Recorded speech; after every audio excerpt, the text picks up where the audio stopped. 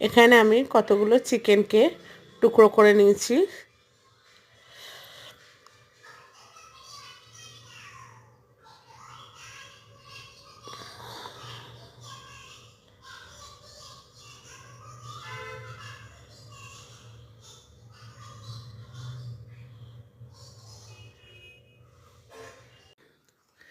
এই রেসিপিটা বানানোর জন্য আমি এখানে কতগুলো চিকেন নিয়েছি। চিকেনগুলোকে আগে ধুয়ে তারপরে ছোট ছোট টুকরো করে নিয়েছি। এবার আমি আদা নিয়েছি, আদাটাকে আমি গ্রেট করে নিচ্ছি।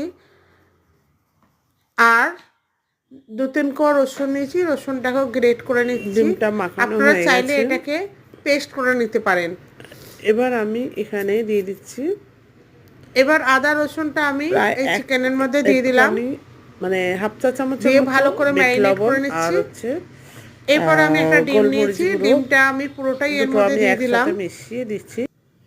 দিয়ে ভালো করে আমি মাখিয়ে কর্নফ্লাওয়ার নিচ্ছি। দিয়ে আমি ভালো করে মাখিয়ে নিচ্ছি। এবার আমি এখানে দিয়ে দিলাম কিছুটা গোলমরিচের গুঁড়ো আর হচ্ছে ব্ল্যাক সল্ট, আর দিয়ে দিলাম একটু সাদা লবণ, লাইক শেয়ার কমেন্ট দুটো করবেন।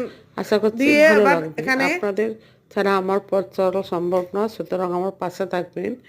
1 এবার আমি চামচ এখানে and হাফ চামচের একটুখানি মতো লাল কর্নফ্লাওয়ার লঙ্কার গুঁড়ো দিচ্ছি, দিয়ে দিলাম আগেই, দিয়ে এটাকে আর দিয়ে দিচ্ছি একটুখানি লাল লঙ্কার গুঁড়ো।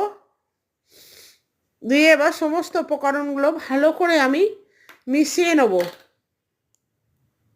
মেশানো হয়ে গেছে। এদিকে ওভেনে আমি একটা কড়াই বসিয়ে দিয়েছি, কড়াইতে আমি কিছুটা তেল দিয়ে দিয়েছি। দিয়ে এবার তেলটা গরমও হয়ে গেছে, আমি একটা একটা করে আমি তেলের মধ্যে দিয়ে দিচ্ছি। বাড়িতে অনেক সময় সলিড চিকেন আসলে চিকেন পিসগুলো কেউ খেতে চায় না, তখন এইগুলো এইভাবে করলে খুব ভালো লাগবে। এটাকে আমি উল্টে পাল্টে পুরো ভেজে নিচ্ছি।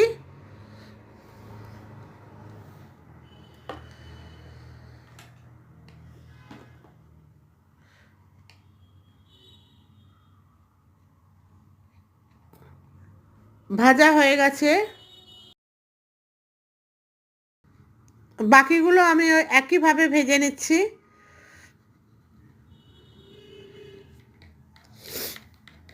সমস্ত চিকেনগুলো আমি ওই একই রকমভাবে ভেজে নেব।